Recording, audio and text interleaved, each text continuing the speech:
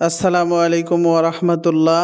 আমাদের স্কুলের সকল শিক্ষার্থীদের মধ্য থেকে আমাদের এই শিক্ষার্থী তিনজনকে আমরা পুরস্কৃত করব। যে বিষয়টিতে আমরা তাদেরকে পুরস্কৃত করব সেই বিষয়টি হচ্ছে আমাদের স্কুলের অ্যাপসের মাধ্যমে এরা প্রতিনিয়ত ডায়েরি চেক করে এবং কি আমাদের যে অ্যাপসের মধ্যে পড়াশোনার বিষয়গুলো রয়েছে সেগুলো তারা কমপ্লিট করে।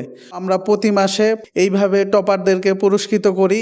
এ পর্যায়ে আমি পুরস্কৃত করতেছি আমাদের আরফান সাদিককে। সর্বোচ্চ পয়েন্টের অধিকারী হয়েছে আমাদের আরফান সাদিক। প্রথম পুরস্কার গ্রহণ করেছে আমাদের আরফান সাদিক। দ্বিতীয় পুরস্কার গ্রহণ করবেন আমাদের নার্সারি ক্লাসের স্টুডেন্ট সাফওয়ান বিন মহিব।